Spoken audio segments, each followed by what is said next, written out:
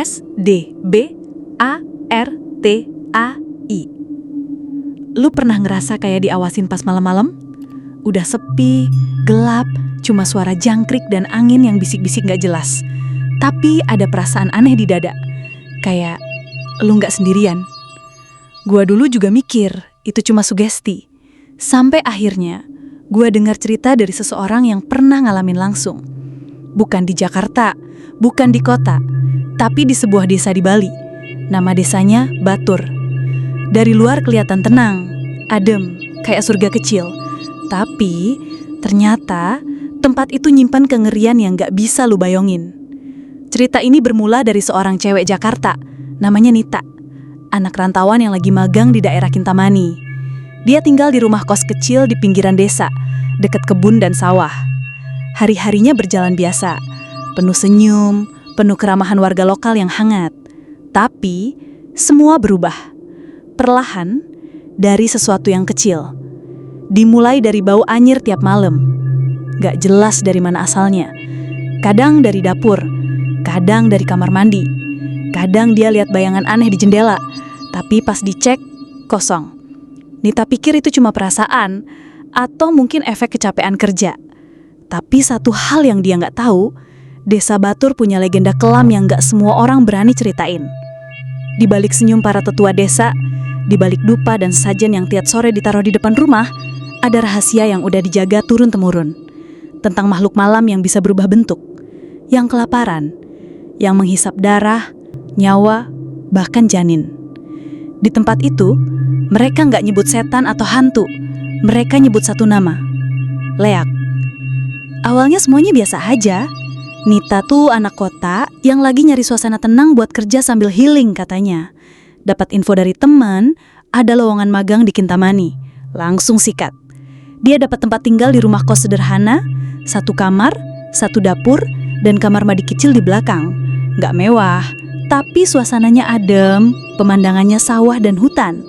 Sore hari, suara gamelan dari pura desa bikin hati tentram. Tapi hari ketiga, mulai ada yang aneh. Malam itu hujan gerimis.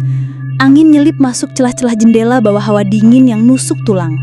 Nita lagi tiduran sambil scroll HP, tapi tiba-tiba hidungnya kecium bau aneh. Kayak bau amis, anyir, tajam banget.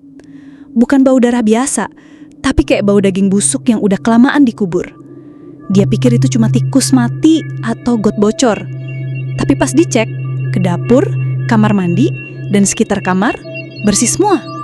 Gak ada bangkai, gak ada apa-apa. Bau itu hilang pas dia balik ke kamar. Tapi malam-malam, pas dia mulai mau tidur, dia dengar suara aneh. Krek, krek, krek. Kayak suara gigi digesek. Pelan, berulang-ulang, kedengeran dari luar jendela kamar. Dia pikir itu orang atau hewan, tapi jendelanya langsung gandep ke semak-semak. Gak mungkin ada orang lewat situ jam segitu. Apalagi ini desa, jam 8 malam aja udah kayak kuburan. Dia cuek, nutup telinga pakai headset. Tapi makin malam, suara itu makin deket, makin jelas. Gak cuma suara gigi, tapi juga ada suara lirih. Kayak bisikan. Bukan bahasa Indonesia, bukan Bali juga. Tapi suara itu kayak mantra. Dingin, nusuk, bikin kepala cenut-cenut kayak ditusuk jarum. Dan lu tahu yang paling serem? Salah satu warga bilang, dia lihat Nita malam-malam jalan ke sawah, sendirian, tanpa senter. Padahal Nita ngerasa semalaman gak kemana-mana. Bahkan, dia yakin pintu kamarnya dikunci. Dari situ gangguan makin intens. Bau itu makin sering datang. Kadang samar, kadang tajam banget sampai bikin mual. Dan suara gigi gak cuma datang malam. Kadang siang bolong pun kedengeran. Dari kamar mandi, dari atap, dari bawah tempat tidur. Nita mulai ngerasa capek. Gak cuma fisik, tapi batin juga. Ada sesuatu yang ngikutin dia. Gak kelihatan, tapi bisa dirasa. Dan itu makin deket. Abis kejadian semalam, Nita mulai gak bisa tidur nyenyak. Mata Panda udah kayak zombie. Tiap malam dihantuin suara-suara aneh yang makin jelas. Kadang kayak orang ngikik, kadang kayak bayi nangis, tapi suaranya jauh, kayak dari balik bumi. Hari itu, Nita diajak Buni Ketut, ibu pemilik kos, buat ikut upacara di pura kecil dekat lereng bukit.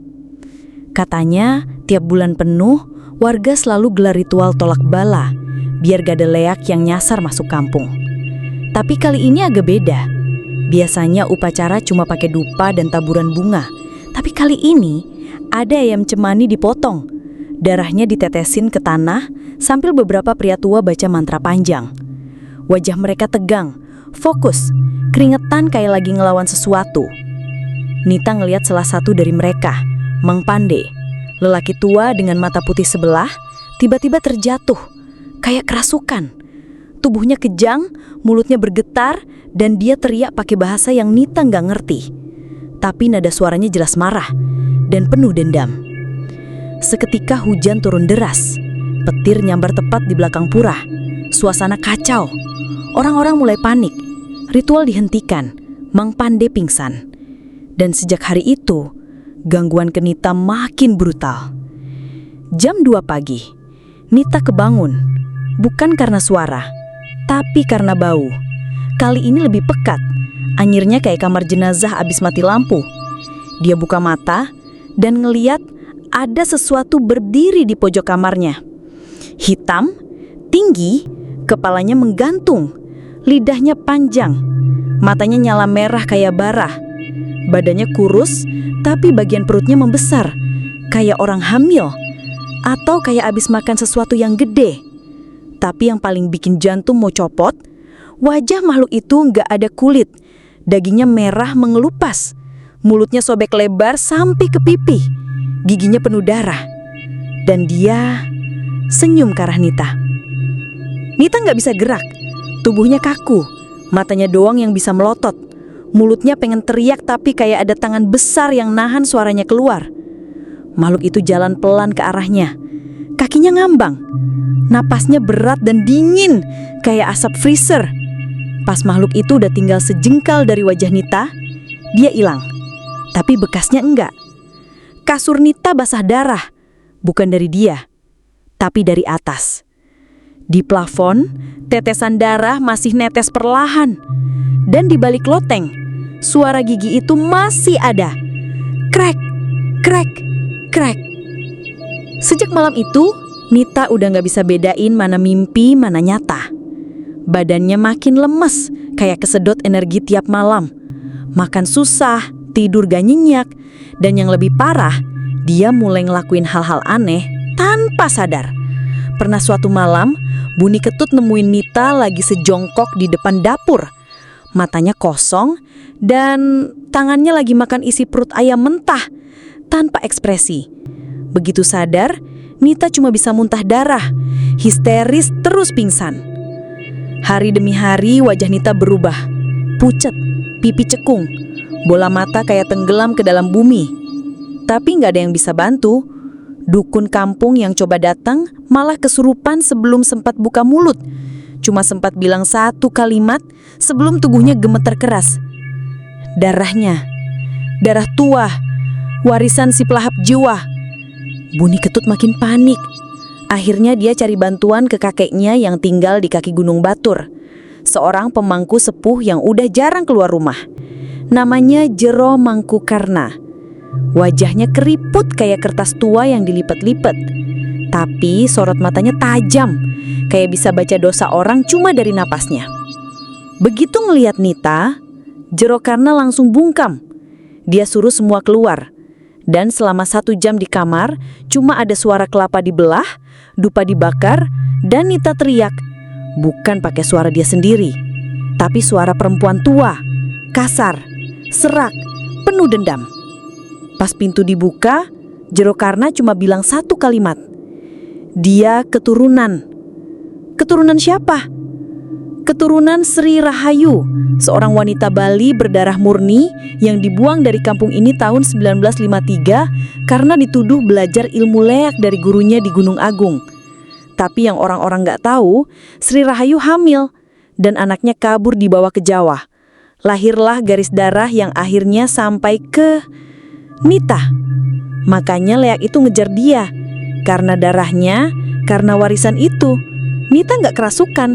Dia dipanggil balik, ditarik pelan-pelan biar balik ke wujud aslinya. Intinya Nita harus jadi Leak berikutnya. Dan malam berikutnya, itu semua mulai. Malam itu hujan badai, petir nyamber gak berhenti, kayak ada perang di langit. Tapi suara yang paling bikin bulu kuduk merinding bukan dari langit, tapi dari atap rumah bunyi ketut. Suara langkah tuk, tuk, tuk. Bukan kaki manusia, tapi lebih kayak cakar nyeret di atas genteng. Bunyi ketut yang lagi nunggu Nita tidur ngerasa hawa kamar berubah dingin. Dupa yang biasa bikin tenang malah padam sendiri.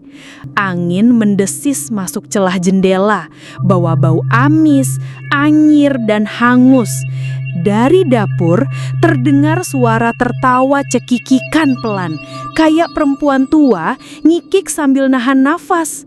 Pas bunyi ketut ngelangkah pelan ke sana, dia ngeliat Nita udah gak ada di kasur. Dan di dapur ada sosok tengah membelakangi dia, berdiri nunduk, rambut panjang gimbal nempel ke lantai, badan bungkuk, kulit menghitam melepuh, dan lidahnya menjulur sampai ke lantai lagi menjilat darah ayam yang merembes dari sangkar. Bunyi ketut nyaris pingsan, tapi sebelum bisa lari, sosok itu noleh. Matanya kosong, tapi dari mulutnya keluar suara yang familiar. Lapar. Itu suara Nita, tapi jelas itu bukan Nita. Malam itu jadi awal neraka buat warga Batur. Keesokan harinya, mayat seorang bayi ditemukan di kolong rumah tetangga. Kepala bayi itu gak ada, dan ibunya ditemukan di dapur dengan kondisi leher tergigit. Matanya melotot, tapi bukan karena takut, lebih kayak melihat sesuatu yang dia kenal. Warga mulai panik, desas-desus tentang Leak makin menyebar. Malam ketiga, langit Bali masih muram, tapi kali ini bukan hujan yang bikin warga Banjarpenida gak bisa tidur, melainkan suara jeritan dari ladang belakang pura dalam. Seorang petani yang baru pulang dari acara ngaben ngelihat sesuatu berterbangan di atas pohon pisang. Sesuatu tanpa badan, hanya kepala, tapi dari bawah kepala itu menjuntai organ-organ tubuh. Lidah panjang, usus menggantung, paru-paru berdarah-darah yang masih basah, mengeluarkan suara mengerang. Aku lapar. Itu bukan Leak biasa. Kepala dengan sorot mata kosong, tapi mulutnya masih meringis haus darah.